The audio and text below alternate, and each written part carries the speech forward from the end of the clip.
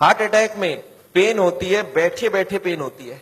अच्छा, एंजाइना में कब होता है? चलने से पेन होता है, रुकने से पेन ठीक हो जाती है। जब 70, 80, 90 ब्लॉकेज हो, 70, एक आदमी बोलता है मुझे दौड़ने में दिक्कत है, तो कितनी ब्लॉकेज बोलूं? More than 70। एक बोलता है मुझे चलने में दिक्कत है, तो कितनी ब्लॉकेज बोलूं? More than 80। एक बोलता है मुझे नहाने धोने में दर्द है, तो मोर देन 90। और एक बोलता है मुझे बैठे बैठे दर्द है, तो 100%। याद रखिएगा, हार्ट अटैक मतलब है ब्लॉकेज इज इक्वल टू 100%। अच्छा, हार्ट अटैक धीरे धीरे होता है, सडनली हो जाता है? सडनली हो जाता है, सडनली। अभी का अभी हो गया हार्ट अटैक, 5 मिनट पहले मिला, 5 मिनट बाद खत्म हो गया, हार्ट अटैक हो गई। कैसे हो जाता है आपको याद है? अब देखिए एक बार। अच्छा, एक आदमी हार्ट का पेशेंट है, उसकी कितनी ब्लॉकेज है? 80 ब्लॉकेज है। उसको हार्ट अटैक करना, 100 ब्लॉकेज ले जाना, कितने साल बाकी है अभी इसको? 10 साल बाकी है। पता चला 10 मिनट बाद हार्ट अटैक हो गया। एक आदमी तो हार्ट का पेशेंट ही नहीं है, उसकी ब्लॉकेज 60 है, 60% ब्लॉकेज है, वो हार्ट का पेशेंट भी नहीं हो तो दौड़ सकता है। अच्छा, उसको कितने साल लगेगा अभी हार्ट अटैक करने? 60 है, 100 जाना है, 40% बाकी है, 20 इयर्स बाकी है अभी। पता चला 20 मिनट्स बाद हार्ट अटैक हो गई। कैसे हो जाएगा हार्ट अटैक? आपको याद है एक पर्दा आपने बताया था हमने, ब्लॉकेज के ऊपर एक मेम्ब्रेन होता है, वो मेम्ब्रेन बर्स्ट कर जाता है। This is what heart attack is. देखिए आपको समझ आता है कि नहीं? ये 20% ब्लॉकेज है, दिख रहा है मेम्ब्रेन ब्लॉकेज के ऊपर।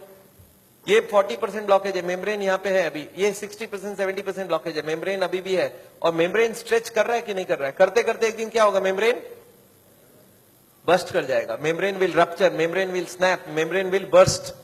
और जैसे ही मेम्ब्रेन बर्स्ट करेगा क्या होगा? यहां से केमिकल यहां आएगी, और यहाँ पे खून जा रहा है, इस खून में क्या होगा? ब्लड केमिकल मिलेगा, और केमिकल मिलते ही ब्लॉकेज हो जाएगी 100%। This is called heart attack. 100% blockage कितने देर में बना? 5 मिनट में। 0 से 80 आने लगा था 40 साल, और 80 से 100 आने में 5 मिनट्स, 2 मिनट्स। अब एक बात बताइए, हार्ट अटैक को रोकना कैसे है? आपका दिमाग क्या बोल सकता है? मैं आपको समझाता हूं, एक एग्जांपल सोच लीजिए। एक नोट का गड्डी है, नोट का गड्डी समझते हैं? नोट की गड्डी में रबर बैंड लगा है, मैं हर दिन उसमें नोट घुसाए जा रहा हूं, और जब रबर बैंड टाइट हो गई तो आपको मैंने पूछा क्या करूं कि रबर बैंड ना फट जाए, तो आप क्या जवाब देंगे हमको? नोट घुसाओ मत। आप ये पूछेंगे सर अभी तक रबर बैंड फट गया क्या? मैं बोला नहीं, अभी तक नहीं फटी है। आप बोलिए एक काम करना, कल से नोट घुसाना मत, देखना फटेगा नहीं। ये काम बात ठीक लग रहा है कि नहीं लग रहा है आपको? घुसाना बंद करो। और मैं एक स्टेप और आगे जाता हूं कि कुछ नोट निकाल लो कि रबर बैंड ढीला हो जाए, अब फटने का क्या चांस है? एकदम नहीं है। एंड यही बात मैं हार्ट के पेशेंट को समझाता हूं। मैं बोलता देखो अभी जहां तक चले गए चले गए, अब आप ब्लॉकेज को बढ़ाओगे तो एक ना एक दिन हार्ट अटैक होगा। कब होगा हम नहीं जानते, पर कभी ना कभी हो सकता है। आज 80 है, मालूम नहीं 90 में पर्दा फट जाए। ये पर्दा कब फटेगा हमको नहीं मालूम है। हर आदमी का पर्दा अलग अलग है, हर आदमी की मेम्ब्रेन अलग अलग स्ट्रेंथ की है। अब कब फटेगा नहीं मालूम, पर एक बात पक्का मालूम है कि आज से नोट घुसाना बंद कर दिया तो फटने के चांस कम हो जाएगा। और कुछ नोट निकालना चालू कर दिया तो आपको क्या लगता है, लॉजिकल बात हो रही है कि नहीं? वो जो कारण है ब्लॉकेज का उसको हटाओ और बॉडी में सप्लाई फैट का बंद करो, अब हार्ट अटैक का chance is almost nil, almost nil. और यही बात मैं हार्ट के पेशेंट को समझाता हूं। आपको क्या लगता है, सही हुआ कि नहीं हुआ?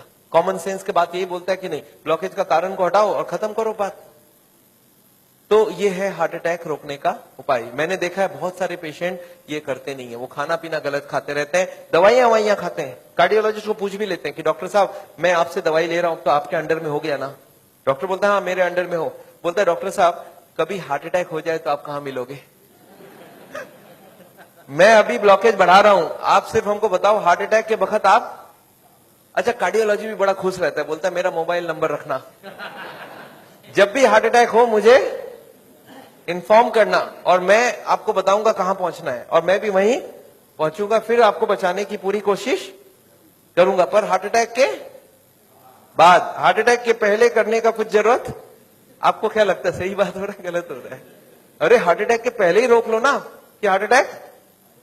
पर मैंने देखा आजकल ऐसा ही कुछ हो रहा है। Anyway I don't want that. अच्छा एक बात बताइए, ये जो पेशेंट है जिसका ब्लॉकेज बढ़ रहा है, ये सब जानता भी नहीं है क्या क्यों ब्लॉकेज बढ़ रहा है। कार्डियोलॉजिस्ट के पास जाए तो उसको बता देना चाहिए कि नहीं किस लिए ब्लॉकेज हो रहा है। अच्छा, अगर हार्ट के हॉस्पिटल में आप चले जाएं तो वो लोग भी यही सब बात करेंगे ना आपसे? क्या लगता है, हाँ या ना? वो लोग क्या बात करेंगे? उनके पास दो प्लान है, एक है बाईपास सर्जरी और एक है एंजियोप्लास्टी। अच्छा, इतनी कॉमन सी बात है, ब्लॉकेज का कारण को रोको, वो इसको नहीं बता के बाईपास एंजियोप्लास्टी क्यों बोल रहे हैं? आपको क्या लगता है? आगे पहले कॉमन बात बताओ, फिर तो बाईपास सर्जरी एंजियोप्लास्टी की बात करते हैं। वो लोग चाहते नहीं है ये सब ज्यादा, वो बोलते हैं भाई हमारी बाईपास की काम अच्छी। अच्छा, वो लोग कैसे ले जाते होंगे आपको उस तरफ, मैं आपको समझाना चाहता हूं कैसे ये सिस्टम बन गया कि वो बाईपास एंजियोप्लास्टी की तरफ चले जाते आदमी। मैं आपको समझाता हूं। एक आदमी है, ऑर्डिनरी आदमी है, खाने में खूब चर्बी खाता है, उसको क्या मालूम इससे ब्लॉकेज होता है, सिगरेट उगरेट पी रहा है। एक दिन चलते चलते वो देख रहा है जब मैं स्पीड लेता हूं मेरे को यहाँ पे दर्द हो जाती है, फिर मैं रुक जाता हूं दर्द ठीक हो जाती है। कितनी ब्लॉकेज है? 80। चलने में स्पीड लेते ही दर्द हो रहा है, जब वो दादर चढ़ता है, सीढ़ियां चढ़ता है, उसको दर्द होता है। तो कितनी ब्लॉकेज हो गई? 80। अच्छा, वो बताएगा क्या किसी को? सोचता है कि अभी तो मैंने फील किया है, अगर घर में जाके बता दूंगा घर वाले परेशान हो जाएंगे। एक तो ऐसे ही वो परेशान है, इतने सारे कॉम्प्लिकेशंस है घर पे, और मैं ये भी बता दूं तो झंझट हो जाएगा। बताता नहीं है। कितने दिन तक नहीं बताता है? 2 4 6 महीने तक वो खींचता रहता है। क्या करता है? जब भी स्पीड लेने का काम होता है बोलता है मैं धीरे धीरे जाऊंगा, आप छोड़ दो, जाने दो। जब दादर चढ़ना होता है तो धीरे से चढ़ता है, सामान उठाना होता है नहीं उठाता है, पर धीरे धीरे पता चल जाता है। एक दिन वाइफ बोलती है आप स्पीड में चलिए, पेशेंट बोलता है मेरे से स्पीड नहीं चला जाता। बोला क्यों? बोलता मेरे को यहाँ दर्द होती है। वाइफ बोला आपने कभी बताया नहीं? बोलता नहीं वो तो थोड़े दिन से हो रहा है ना, कुछ दिनों से। वाइफ अब छोड़ देगी वाइफ या नहीं छोड़ेगी? वाइफ बोलती है चलो कल डॉक्टर के पास जाएंगे। तो लोकल कार्डियोलॉजिस्ट के पास पहुंच गए। अच्छा, लोकल कार्डियोलॉजिस्ट को जाके बता दिया कि डॉक्टर साहब जब मैं स्पीड लेता हूं तो यहाँ पे छाती में दर्द हो जाता है, फिर रुकता हूं ठीक हो जाता है। अच्छा, उनको कुछ आइडिया लग जाएगा? वो ईसीजी करके देखते हैं, उसमें कुछ नहीं आता है। पेशेंट बोलता है सर ईसीजी में नहीं आएगा, आप चला के ईसीजी लीजिए तब आ जाएगा। उसको मालूम है चलने से दर्द होता है, तो डॉक्टर स्ट्रेस टेस्ट कराता है, उसमें खराबी आ गई। अब इसका मतलब क्या हो गया? हार्ट की बीमारी है या नहीं है? ऑलमोस्ट पक्का हो गया। अब कार्डियोलॉजिस्ट क्या बोलते हैं? बोलते देखो आपको हार्ट की बीमारी हो गई है। पेशेंट घबरा जाता है, बोलते सब क्या करूं? बोलते एक काम करो, मैं एक हॉस्पिटल का नाम लिख के देता हूं, उसमें चले जाओ, और एक कार्डियोलॉजिस्ट का नाम लिख के देता हूं, उसके पास चले जाना, और वहां पे वो जाके एंजियोग्राफी करेंगे, उससे पता चलेगा ब्लॉकेज है या नहीं है, और उसके बाद वो बाईपास सर्जरी एंजियोप्लास्टी जो भी बोलेंगे वो सब करवा लेना। पेशेंट बोलता है इसका मतलब वो सब करा लो। बोला हाँ, जो भी निकलेगा उस हिसाब से करा लेना। पेशेंट बोलता है सर और कोई बात? बोला एक काम कर देना मेरा, उनको बता देना मैंने ही आपको वहां पे भेजा है। अच्छा, इसका भी कुछ फायदा है ना? अच्छा, अब आप कहां चले गए नेक्स्ट डे? पेशेंट पहुंच गया हार्ट के हॉस्पिटल में, कार्डियोलॉजिस्ट को बता दिया कि मैं स्पीड लेता हूं, मेरे को छाती में दर्द होता है। कार्डियोलॉजिस्ट को कुछ समझ आ गया क्या? उनको बहुत अच्छे से समझ आ गया, एक नया पेशेंट आ चुका है। अच्छा, वो बोलते नहीं ऐसा, वो क्या बोलते हैं? वो बोलते हैं मेरे को डाउट है ये ब्लॉकेज है या नहीं है। अच्छा, पेशेंट खुश हो जाता है। पेशेंट बोलता है वो डॉक्टर तो मेरे को डरा ही दिया था, बोलता हार्ट की ब्लॉकेज है, और ये बड़ा डॉक्टर ये बोलता है मेरे को डाउट है। पेशेंट बोलता है मेरे को हार्ट की बीमारी हो ही नहीं सकता। अरे मैं कभी कोई गलत काम किया ही नहीं, सिगरेट तो बहुत लोग पीते, मैं भी पीता हूं, और चर्बी उर्बी तो बहुत लोग खाते, मैं तो थोड़ी बहुत ही खाता हूं। तो पेशेंट क्या सोचता है कि कुछ निकलेगा तो नहीं, डॉक्टर ठीक ही बोल रहा है, कुछ मिलेगा ही नहीं। पेशेंट बोलता है सर कोई उपाय है, पता चल जाए ब्लॉकेज कितना है। कार्डियोलॉजिस्ट बोलते हैं बस एक एंजियोग्राफी कर लेते हैं, आपको देख लेते हैं है या। अच्छा, पेशेंट मान जाएगा नहीं मान जाएगा? पेशेंट बोलता है सर कोई भी टेस्ट हो मैं तैयार हूं, आप बोलो क्या क्या कराना है। बोलते नहीं, आपको एडमिट करके आपके अंदर एक तार घुसाएंगे और उसमें जान भी जाने की चांस है। अच्छा, पेशेंट फिर भी नहीं चाहता है कुछ, तो बोलते बिना तार घुसाए कुछ कर लीजिए ना, पता करना है ना ब्लॉकेज, कर लीजिए आप। कार्डियोलॉजी बोलते हैं एंजियोग्राफी बिना कुछ नहीं पता चलेगा। अच्छा, एंजियोग्राफी हो जाएगा नहीं हो जाएगा? एंजियोग्राफी हो जाता है। पेशेंट बोलता है चलो एक बार करा लेते हैं, फिर घर जाके सोचेंगे ब्लॉकेज मिल तो जाए, देखे तो सही कितना है, फिर जाके घर में। अच्छा, पेशेंट प्लान कर लेता है। क्या प्लान करता है? कि मेरी 30-40 ब्लॉकेज तो हो सकती है, मैंने गलत काम किया है, बड़े दिनों से मेरे को कोई नहीं बोला था फैट नहीं खाना, मैं खाया हूं, सिगरेट नहीं पीना मैंने पिया हूं, तो कुछ ब्लॉकेज मिलेगा। और प्लान क्या बनाता है कि घर जाके कल से सारा खाना पीना बदल दूंगा, वॉकिंग चालू कर दूंगा, एक्सरसाइज चालू कर दूंगा। एकदम प्लान करके एंजियोग्राफी में जाता है कि कल खाली रिपोर्ट लेके घर जाना है। अच्छा, रिपोर्ट में कुछ, एंजियोग्राफी होने के बाद रिपोर्ट में कुछ मिलेगा या नहीं मिलेगा?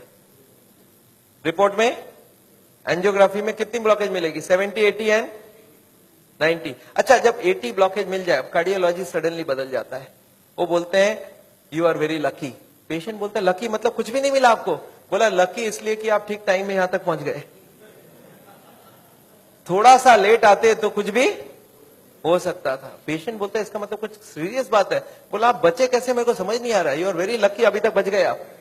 अब आपका बचने का चांस बहुत कम है। पेशेंट बोलता है पर हुआ क्या है? बोलता 80% ऑलरेडी फिनिश्ड, बस अब बस थोड़ा सा ही है। You are carrying an atom bomb. अच्छा, पेशेंट बोलता है सर एक काम कीजिए, आप रिपोर्ट मुझे दे दीजिए, मैं घर जाऊंगा। बोलते घर आप पहुंचेंगे कैसे? उसके पहले हार्ट अटैक हो जाएगी।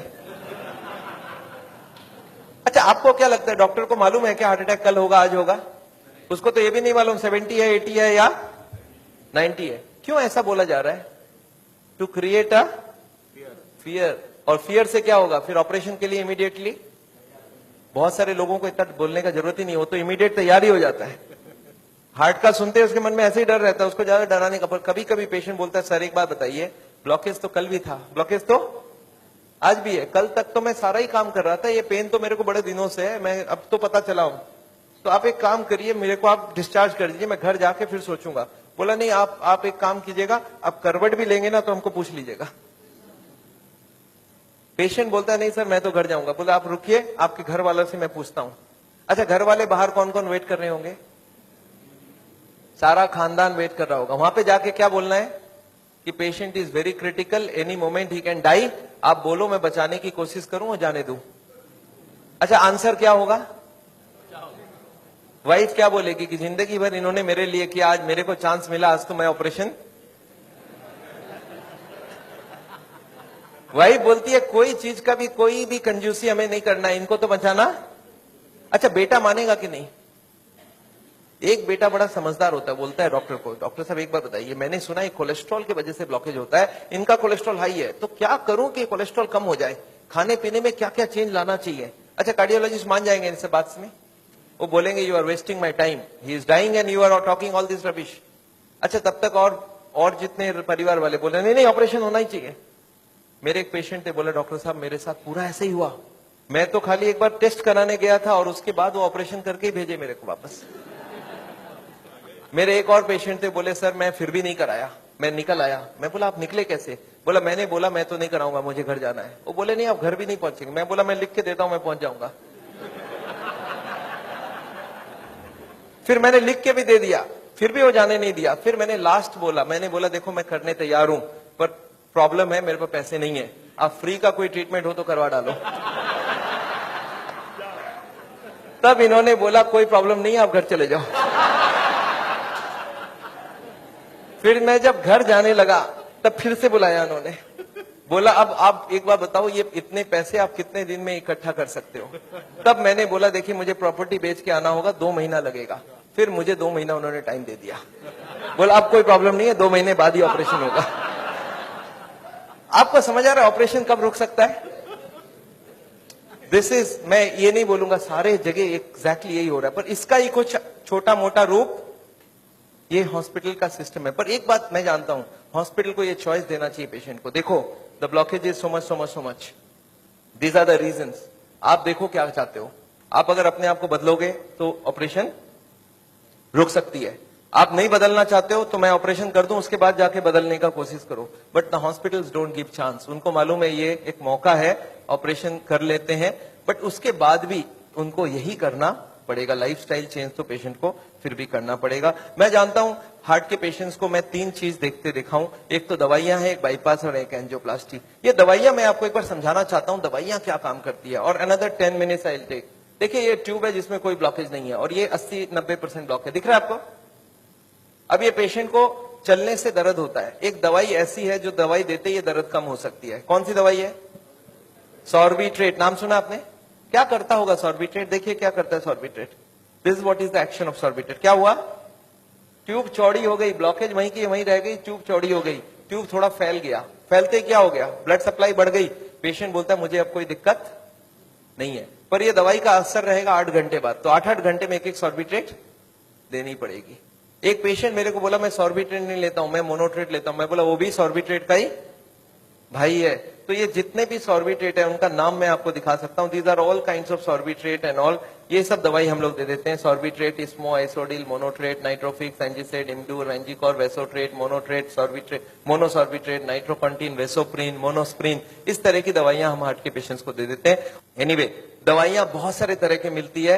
एक होता है हार्ट की ऑक्सीजन की जरूरत को कम कर देता है, इसको बोलते हैं beta blocker, calcium channel blocker, फिर एस इनहिबिटर, ऐसे करके बहुत सारी गोलियां हम लोग हार्ट के पेशेंट्स को दे सकते हैं। I am not going to go into that detail.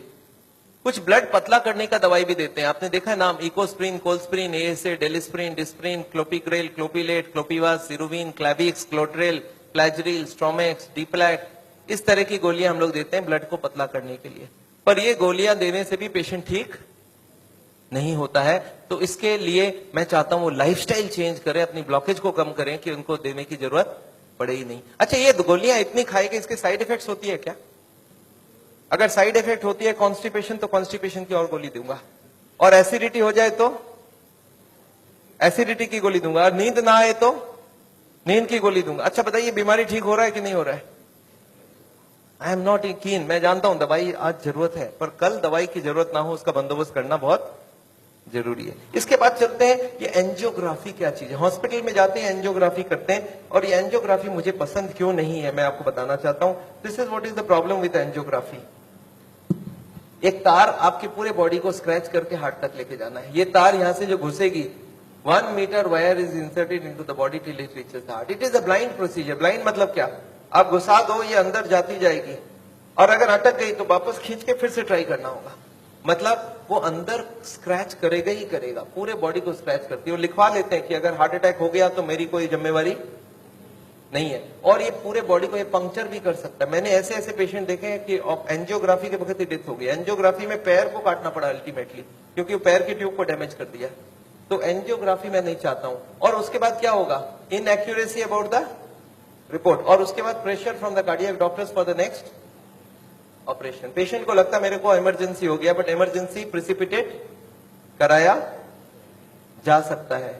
Anyway, ये एंजियोप्लास्टी जो है, ये दो ऑपरेशन, दो चीज वो लोग करते हैं, एक एंजियोप्लास्टी, एक बाईपास सर्जरी। मैं एंजियोप्लास्टी 2 मिनट आपको समझाना चाहता हूं। What is this angioplasty? एक स्टेंट लगाते हैं, सुना आपने नाम? एक रिंग लगा देते हैं हार्ट में। What is this? Let me explain what is this. पिछले 20 साल में ये जो एंजियोप्लास्टी है, ये बार बार फेल किया और बार बार इसको सक्सेस बताया गया। पहले आई थी बैलूनिंग, बैलून एंजियोप्लास्टी। उसके बाद बहुत सारे तरह के एंजियोप्लास्टी आई, ऑर्डिनरी स्टेंट आई, फिर गोल्ड स्टेंट आई, फिर रोटा ब्लेडर आया, रेडियो एक्टिव स्टेंट आई, लेजर एंजियोप्लास्टी आई, आजकल चल रहा है ड्रग कोटेड स्टेंट। पर ये सारे के सारे फेल हुए हैं। क्यों फेल हुए, एक बार समझाना चाहता हूं। देखिए, ये बैलूनिंग क्या चीज है, याद है आपको? एंजियोग्राफी के वक्त तार अंदर घुसाई थी, वो कहां तक गई थी? हार्ट तक, यहां तक तार आई थी। इस तार के ऊपर ये बैलून होता है। इस तार को थोड़ा सा धक्का मारते हैं, कभी कभी कार्डियोलॉजिस्ट तार को अंदर रख के बाहर आ जाते हैं, आके बोलते हैं देखो तार अंदर है, बोलो तभी खोल दूं।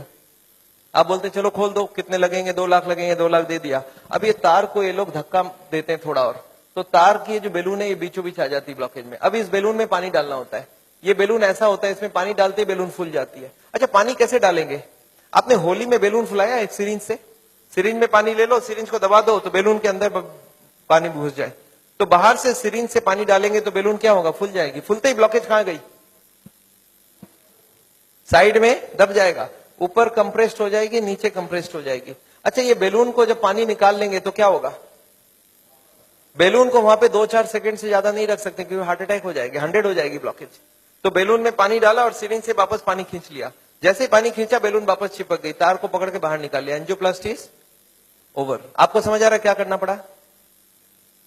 ये तार यहां थी, इसी को थोड़ा आगे किया, बैलून डाल, पानी निकाल लिया और ब्लॉकेज वापस। अच्छा, ब्लॉकेज वापस आ जाएगी नहीं आ जाएगी इसके बाद? क्या लगता है आपको? This is elastic. इलास्टिक समझते हैं आप? ये लोहा या पत्थर नहीं, इलास्टिक है। और जैसे ही बैलून निकाल लिया, ब्लॉकेज वापस आने लग गई। थोड़े साल बाद यही कार्डियोलॉजिस्ट मान गए बैलूनिंग काम की नहीं है। पहले क्लेम किया था बैलूनिंग एक बार कराओगे जिंदगी भर चलेगी, फिर मान गए काम की नहीं है। फिर क्या हो गया? फिर वो बोले इसमें स्टेंट लगाना होगा। What is this stent? Look at this, this is the blockage. दिख रहा है आपको येलो कलर की? और इसके अंदर एक बैलून डाल दिया।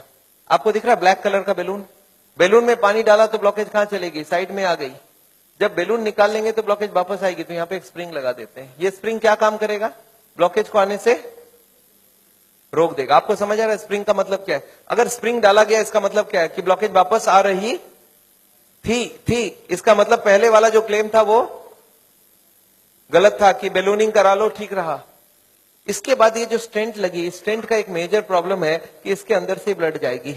और फॉरेन बॉडी के अंदर ब्लॉकेज बहुत जल्दी होती है। ये देखा गया है स्टेंट में 6 महीना 1 साल में सारे ब्लॉक आ जाती वापस।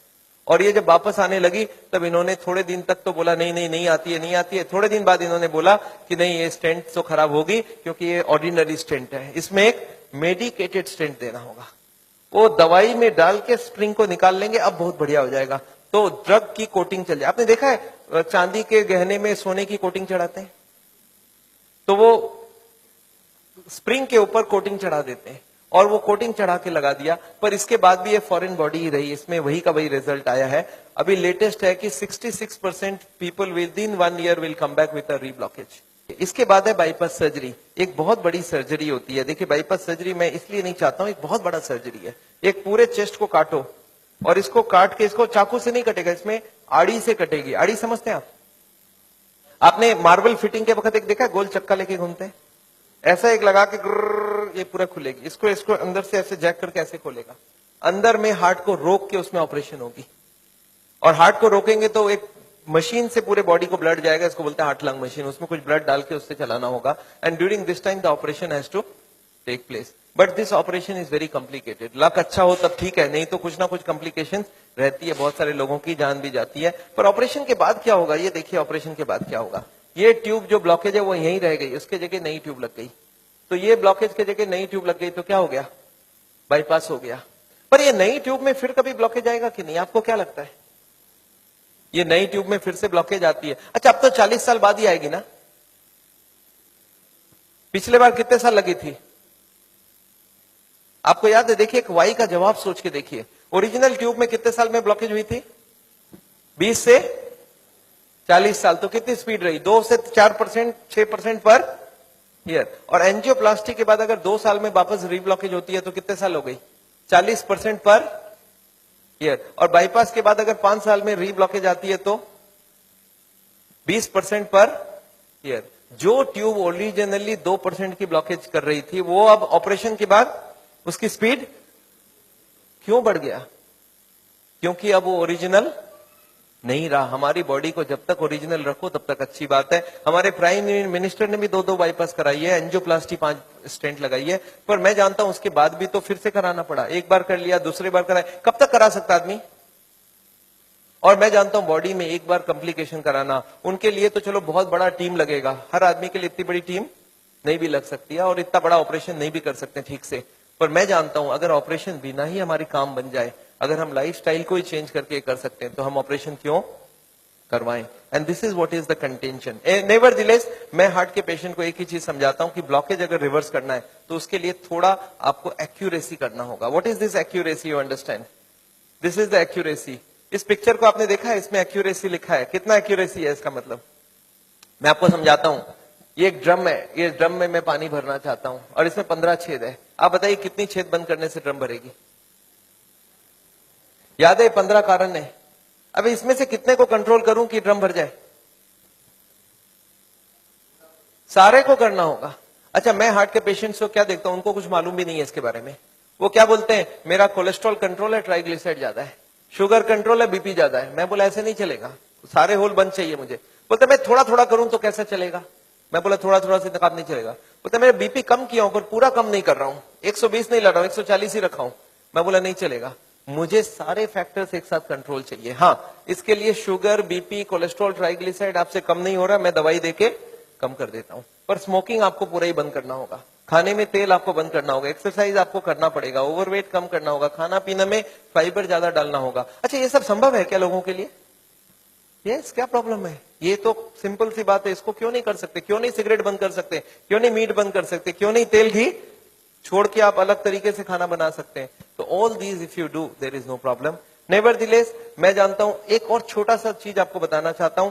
अभी एक और नई जो टेक्नोलॉजी आ गई है, आदमी को मैं सोचता था बिना काटे कुछ हो सके। ये हमारी कुकिंग की क्लास है। This is a cooking class. मैं हार्ट के पेशेंट्स को ट्रेनिंग देता हूं। This is my dietitian teaching cooking, zero oil cooking to the patients wives. मैं हार्ट के पेशेंट्स को योगा सिखाता हूं। मैं बोलता हूं कैसे भी करो, योगा करो आप, योगा करने की बहुत जरूरी है। उसके साथ उनको क्या करना चाहिए, क्या नहीं करना चाहिए, कितनी सामान उठानी चाहिए, गाड़ी चलानी चाहिए, स्कूटर चलाना चाहिए, ऑफिस जाओ तो क्या प्रिकॉशन लो, दादर चढ़ो तो क्या प्रिकॉशन लो, आगे कौन सी योगा करो, कब तक करो, कौन सी मेडिसिन लो, कब तक लो, एंड फॉर दिस हाँ मैं एक मैगजीन भी निकालता हूं, इसका नाम है साउल टाइम्स। ये मैगजीन मैं हर महीने निकालता हूं, दिल्ली से निकलती है, हिंदी और इंग्लिश में। अच्छा, आपको एक फॉर्म दिया गया है क्या? ऐसा देखिए तो, have you got a form like this? ये फॉर्म में अगर आप अपने नाम एड्रेस भर के देंगे तो आपको ये मैगजीन आगे आपको मिलता रहेगा हर महीने। हिंदी में इंग्लिश में दोनों में मैगजीन है। और इसके साथ एक छोटा सा और क्वेश्चन ये रखा है कि यहां पे अगर हम लोग ऐसा कोई कैंप करवाएं तो how many people will be interested to join such a camp? 1 दिन का या 2 दिन का ऐसा एक कैंप अगर हम करवाएं तो कोई इंटरेस्टेड हो तो प्लीज फिल इट अप। मेरे को लोग बोलते हैं डॉक्टर साहब इतनी सारी बातें अगर कैसे याद रखूंगा, मैंने बहुत मोटी मोटी किताब लिखी है। आदमी बोलता है सर छोटा सा कुछ दीजिए ना कॉपी। तो मैंने एक ऐसी किताब बनाई है जिसका नाम है पॉकेट गाइड। एक 30 रुपीज की किताब है, कोई 2 घंटा बैठ के पढ़ ले तो जितनी बातें मैंने बताई है सब इसमें लिख के रखा है। So this book I have brought over here. मेरे ख्याल से बाकी बुक्स तो मैं नहीं ला सकता हूं क्योंकि hundreds of books are there. तो मैं ये बुक लाया हूं, कोई को लगता है कि मैं पढ़ना चाहता हूं और कोई को पढ़ाना चाहता हूं। हार्ट के पेशेंट को जरूर पढ़ाइए। 30 रुपीज की गिफ्ट होती है, you can give it to anybody and they will learn things from the book. तो ये बहुत जरूरी है। मैं जानता हूं, मैं ये मैगजीन पिछले 10 साल से रन करता हूं and it is gone all over the world. मैं एक नई टेक्निक आपको इसी वक्त बताना चाहता हूं। There is a new machine which has come which can open the collaterals. देखिए कोलैटरल्स का क्या मतलब है। ये ब्लॉकेज है, बाईपास सर्जरी में क्या करते हैं, एक नई ट्यूब लगा देते हैं। इसमें क्या करते हैं, जो हार्ट की ये ब्रांच है और ये ब्रांच है, इनको जोड़ देते हैं आपस में। And there are so many small tubes, जो इसको जुड़ जाए तो ब्लड यहां से आने लगे। ये जो छोटे छोटे ट्यूब है, ये मैंने बोला था स्पोर्ट्समैन चालू करके रखते हैं। और स्पोर्ट्समैन चालू कर दिया तो क्या हो गया, उसके पास 2 सप्लाई हो गई। एक तो ये ओरिजिनल है और एक साइड वाली भी है। इसको बोलते हैं कोलैटरल। बैंक में आपने लोन लेते हुए देखा है कभी? कोलैटरल्स बोलते हैं। कोलैटरल मतलब क्या, कि ये फेल हो जाए तो दूसरा कोई होना चाहिए। तो ये कोलैटरल्स भगवान ने हमें दे के रखा है। ओरिजिनल तो था ही था, एक कोलैटरल भी देके रखा, कभी ये फेल हो जाए तो ये चालू करना। अच्छा, ये अगर चालू हो जाए बिना ऑपरेशन के तो इससे अच्छा कुछ नहीं हो सकता। And this is a new machine, new technology which has कम। देखिए हमारे मेडिकल साइंस की टेक्नोलॉजी बिना कांटे वाली टेक्नोलॉजी है। ये देखिए ये ट्यूब्स है जिसमें कोई कोलैटरल्स चालू नहीं है, और ये है ट्यूब्स के सारे कोलैटरल्स चालू हो गए। आपको समझ आ रहा है डिफरेंस दोनों के अंदर? ये जो छोटे छोटे कोलैटरल्स है ये हमारे सबके पास है, और एक मशीन से इसको या तो स्पोर्ट्स करके चालू कर सकते हैं या तो एक मशीन से चालू कर सकते हैं। ये मशीन क्या करती है सोचिए, ये जैकेट्स लगा दिया हमने कफ में, थाई में, बटक्स में, और सारे को एक साथ स्क्वीज कर दूं तो क्या होगा, इसकी ब्लड कहां जाएगी? बॉडी में ही रहेगी, पर कहां जाएगी? ये हार्ट के तरफ जाके हार्ट की ट्यूब्स को धक्का देके प्रेशर देके इसको खोलेगी। ये प्रेशर 1-1 घंटे तक, 1-1 मिनट, इसको हार्ट के संग सिंक्रोनाइज करके दिया जाता है। सिंक्रोनाइज मतलब हार्ट जब पंप करे तो मशीन पंप नहीं करता है। जब हार्ट पंप करके रिलैक्स करने लगे, जब पूरी ब्लड वापस आती है तो वो स्क्वीज करके सारे ब्लड को एक साथ भेजा जाता है। And this goes on, ECG feed होती है कंप्यूटर को। And this machine we have seen now without bypass surgery. आदमी बोलता है मुझे इमीडिएट रिजल्ट चाहिए, तो without bypass this can work very well. तो इसको हम लोग बोलते हैं नेचुरल बाईपास। नेचुरल बाईपास समझ रहे हैं, भगवान ने ऑलरेडी नेचुरल बाईपास हमें दे के रखी है, स्पोर्ट्समैन चालू करके रखा है। तो आप हार्ट के पेशेंट हो, आप चालू करो, आपके पास कोलैटरल आ गई तो ओरिजिनल नहीं भी होगा तो भी काम चल जाएगी। और एक मैं जैसे ही, हाँ एक और ट्रीटमेंट आई है जिसको हम लोग बोलते हैं बायोकेमिकल क्लीनिंग। ये अभी बहुत अच्छी रिजल्ट आ सकती है। कुछ केमिकल अंदर डाल के ब्लड में उसको अंदर से गला लिया जाए। जैसे किचन में आपने सुना नाली जाम हो जाए तो क्या करते हैं हम लोग, कुछ केमिकल डालते हैं अंदर से। तो ये केमिकल की भी ट्रीटमेंट आजकल चल रही है, बट अभी भी इसका रिजल्ट हर आदमी में सेम नहीं आता है, but results are still there. बहुत सारे ऐसे पेशेंट है जो 30-40% तक ब्लॉकेज इससे कम हो सकती है। नेवरदिलेस मैं समझता हूं मैंने बहुत सारा लेक्चर आपको दे दिया है। कोई ने मेरे को बोला था एक बार कि डॉक्टर साहब कभी भी किसी को आधे घंटे से ज्यादा लेक्चर मत दिया कीजिए। मैंने बोला क्यों? बोला आपने स्कूल, उसके बाद दिमाग काम नहीं करता है। मैंने बोला क्यों ऐसा बोल रहे हैं? बोलता आपने स्कूल कॉलेज में देखा है कभी भी पीरियड्स 40 मिनट से ज्यादा नहीं रखते हैं, उसमें 5 मिनट आने जाने का वेस्टेज गिन लो, आधे घंटे ही चलेगा दिमाग। मैं बोला पर मैंने देखा आप टीवी देखते हो तो 2-3 घंटा देखते हो एक साथ। बोलते नहीं वो इंटरेस्टिंग हो तो देखते हैं। तो मैं जानता हूं आप हमारे साथ बैठे हैं 2 घंटे के लिए और आपको जरूर इंटरेस्टिंग लगा होगा। मैं फिर से धन्यवाद देना चाहता हूं ये हॉल को अरेंज जिन लोग ने किया उनको, श्री माफत लाल जी को जिन्होंने आपके लिए ये लेक्चर कराया है। और अगर आपको लेक्चर अच्छा लगा तो उनके लिए फिर से एक बार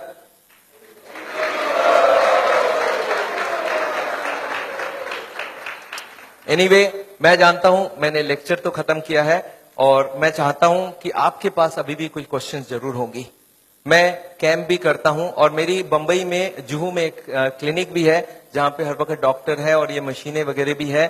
तो आपको अगर कभी कोई जरूरत पड़े तो आप हमारी किताबें जरूर पढ़िएगा और ये छोटी वाली किताब भी पढ़िएगा। अगर आपके पास कोई क्वेश्चन हो, क्वेश्चन के लिए माइक है हमारे पास।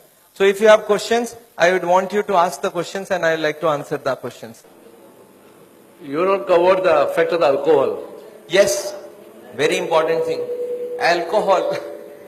मैं आपको बता दूं एल्कोहल हार्ट के लिए कभी अच्छी नहीं है। We don't recommend alcohol for the heart patient. क्यों? एल्कोहल में ग्लिसरॉल होती है और ग्लिसरॉल से ट्राईग्लिसराइड का रिश्ता होता है। ट्राईग्लिसराइड ग्लिसरॉल होता है उसमें भी। तो एल्कोहल में एल्डिहाइड ग्रुप है और ग्लिसरॉल में एल्डिहाइड ग्रुप है और ये दोनों एक दूसरे से एक्सचेंज हो जाती है। जब भी कोई अल्कोहल ले तो उसका ट्राईग्लिसराइड 40-50 तक बढ़ जाती है। तो अल्कोहल कभी हार्ट के लिए अच्छा है ही नहीं। पर अल्कोहल से एक अच्छाई होती है हार्ट में, वो है एचडीएल बढ़ जाती है। तो हार्ट के पेशेंट्स क्या चाहते हैं मालूम है? बोले एचडीएल की बात करो, ट्राईग्लिसराइड की बात ना करो। अरे मैं कैसे बात ना करूं? एक चीज अच्छा एक खराब है ना, तो मैं दोनों को ही बात करूंगा ना। अच्छा, अल्कोहल में एक ही खराबी है और भी खराबी है। मैं आपको गिनाता हूं अल्कोहल की खराबी। एक तो अल्कोहल से स्टोमक खराब हो जाता है, गैस्ट्राइटिस हो जाता है, लीवर खराब होता है, इसको बोलते हैं सिरोसिस ऑफ द लीवर। सुना आपने नाम? अच्छा, अल्कोहल से नर्वस सिस्टम खराब होती है। आपने सुना है अल्कोहल पी के एक्सीडेंट करके लोगों को मार डाला लोगों ने? सुना है ऐसा? तो अल्कोहल से पैसे भी खराब होते हैं, आपको मालूम है क्या? अच्छा, अल्कोहल से एडिक्शन होता है, ये बात मालूम है आपको? एडिक्शन मतलब क्या है? जिसको अल्कोहल पीने की आदत पड़ जाए वो मारपीट करके भी अल्कोहल पिएगा, हर दिन पिएगा। एक आदमी मेरे को बोला सर सबको ही नहीं होता है ऐसा। मैं बोला जो जो हो चुका है उसको जाके पूछो कि आप जब शुरू किए थे तब हर दिन पीते थे क्या? बोलते नहीं, मैं तो पहले एक ही बार पीता था, कभी जिंदगी में एक बार पिया पहले बार, फिर महीने में एक बार पिया, फिर हफ्ते में एक बार पिया, फिर हफ्ते में 3 बार पिया, फिर धीरे धीरे अब हर दिन पीने की आदत हो गया है। तो कौन गारंटी दे सकता है आप उसी एडिक्शन में नहीं जाओ? अल्कोहल में परिवार को बड़ा टेंशन रहता है, वाइफ सबसे ज्यादा दुखी होती है। जब हस्बैंड शराब पीता है तो वाइफ सबसे ज्यादा दुखी होती है। अच्छा, बच्चे तो अच्छा चीज सीखते हैं आपसे, बच्चे भी बहुत दुखी होते हैं कि पापा को सिगरेट पीने देते। दो ही होता है, बच्चा दो ही काम करता है, या तो पापा की तरह पीना चालू करता है या तो पापा को जिंदगी भर नफरत करता है, क्योंकि उसको अल्कोहल या तो पसंद हो जाएगा तो वो पीना चालू कर देगा, वो भी बिगड़ेगा। अच्छा, मेरे को कभी कभी लोग बोलते हैं सर पर मैंने देखा है कार्डियोलॉजिस्ट बोलते हैं थोड़ा बहुत पिया करो। मैंने बोला अच्छा एक काम करना, उस कार्डियोलॉजिस्ट को जाके पूछना कि सर ये अच्छी चीज है क्या? बोला हाँ अच्छी चीज है तब ना हमको बता रहा है। मैं बोला उसको पूछना कि अपने बेटे को और अपनी बीवी को पिलाना चालू किया क्या हर दिन? बोलता नहीं, मेरा बेटा पिएगा तो निकाल दूंगा घर से। अच्छा, अपने बेटे को घर से निकाल दोगे पीने से और हमको आप बोल रहे हो पियो? आपको क्या लगता है लॉजिक बहुत अच्छी है कि खराब है?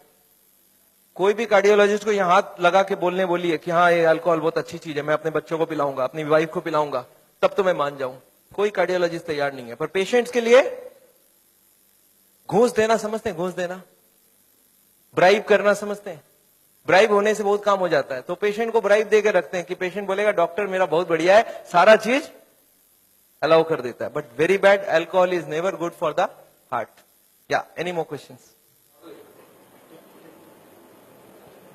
गार्लिक, मैंने एक क्वेश्चन यहाँ पे लिख के रखा है, कैन आई टेक, कुछ फ्रीक्वेंटली आस्क्ड क्वेश्चंस लिखा है, कैन आई टेक गार्लिक?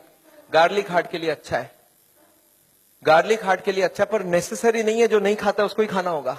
ऐसे हजारों फूड है जो हार्ट के लिए अच्छा है, तो you can take any of this food. पर एक आदमी मेरे को बोला सर सिर्फ गार्लिक खाऊंगा मेरा ब्लॉकेज ठीक होगा कि नहीं? मैं बोला नहीं, जितने खराब वाले आइटम है सब बंद करने होंगे, जितने अच्छी वाली सब चालू करनी होगी।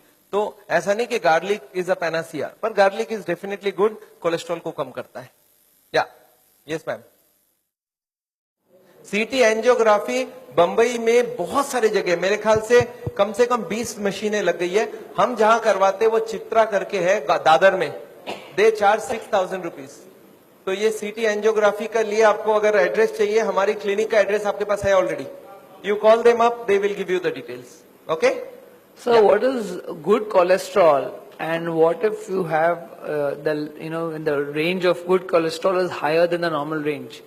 So how does it affect the heart, and what is? See, good cholesterol को good क्यों बोला जाता है? It goes to the blockage, picks up the cholesterol and takes it out. So good cholesterol, if you can increase it, is wonderful. We want more than 40. तो good cholesterol बढ़ाने का कोशिश करिए, और इसके लिए बाजार में नहीं मिलता है। आप हमको ये नहीं बोल सकते सर 2 किलो मेरे लिए मंगवा दीजिए। गुड कोलेस्ट्रॉल आपकी बॉडी बनाएगी अगर आप खाना पीना ठीक रखेंगे So तो। is good cholesterol anyways related to fat also? I mean, It is coming from fat plus protein.